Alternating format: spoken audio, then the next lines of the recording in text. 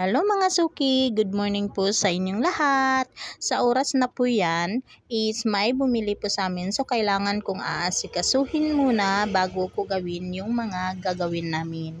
So ayan, si Papa naman yung nag-assist sa akin, tapos ako yung nagsusukli sa customer. So ayan, patuloy tayong mag-compute sa mga items kasi lalagyan natin yan ng presyo. So kailangan nating mag-label guys, kasi meron kami kasama ditong matanda, so hindi kabisado pa ni nanay yung mga presyo every item. So marami-rami na rin guys yung mga items namin dito sa groceries namin. So ayan, nagkamali pa ako nung mag-compute, di ba?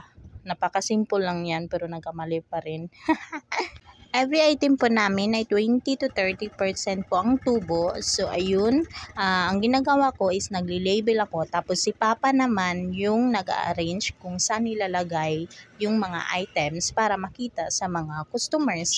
Kasi kailangan natin sa isang business kasi mga suki, kailangan maganda yung advertisement natin. So yun, sa oras na ito may bumili ng dalawang soft drinks. So kung ikaw ay isang tendera mga suki, bawal sa iyo ang no.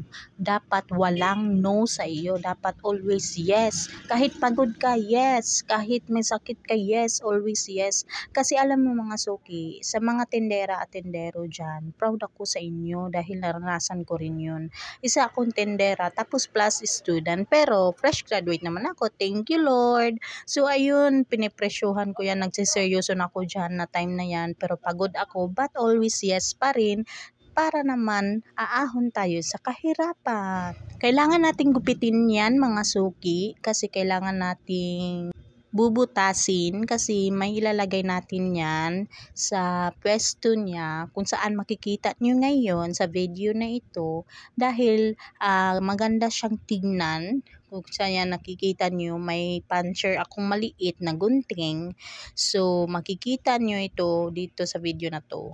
So ayan mga suki, yan ang ulam namin sa gabi na ito, utan na nangka. So ayan, sa Bisaya po yan, utan na nangka. So napakasarap yan mga suki, promise ko sa inyo yan.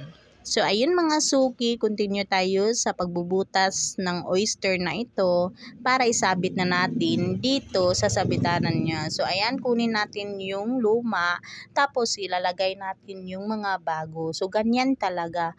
First, dapat yung mga luma para hindi aabutin ng expiration date. So ayun, pag nilagay mo ito, napakahirap mga suki kapag ikaw ay maliit lamang na babae. Kaya kailangan mo ng tulong kapag maliit lang ang height mo. So okay na yan. So let's go naman sa iba.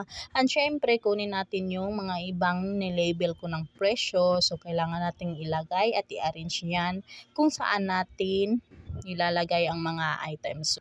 So ayun mga suki, ako yung nag-arrange sa mga items kasi may naasikaso pa si Papa kasi magdi-dinner na kami sa oras na ito. So kailangan natin i-arrange ng maganda para sa advertisement, para makita naman ng mga customer, wow, ang galing naman mag-arrange ni Bibi. Diba? Mapahanga ka pa.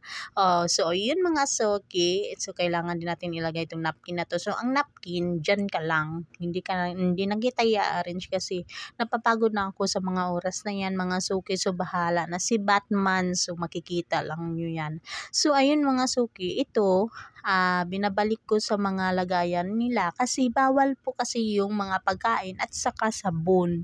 Bawal po itabi yan kasi pag may mag-check sa atin dito sa tindahan natin, syempre may penalty po yun mga suki. Oo, meron po.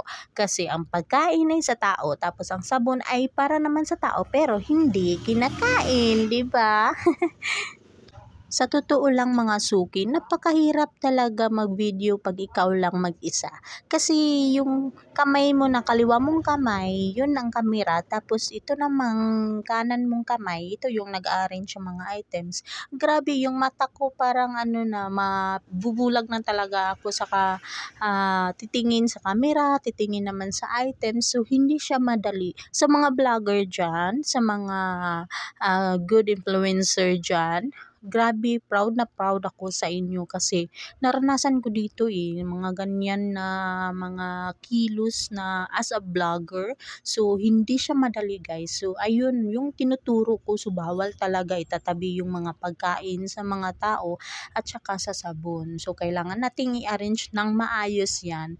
Kasi kapag itatabi mo yun mga suki, so ang result po niyan ay baka yung pagkain na yun ay ah, parang ano siya suki, parang amoy sabon na din siya pag kinakain mo siya. So, yun, in-arrange ko muna yung mga iba dyan kasi para hindi siya ano sa mga pusa at ano namin, aso. So, ayun, mga suki, itong video na ito ay for inspiration only, motivate yung mga tao na kagaya ko na mahilig sa mga negosyo. So ayun, bata pa lang ako, for the age of 15 years old, mahilig na ako sa mga negosyo, sa mga online sellings through Facebook, at syempre sa personal din. And minsan din nagla-live ako sa Facebook mga suki.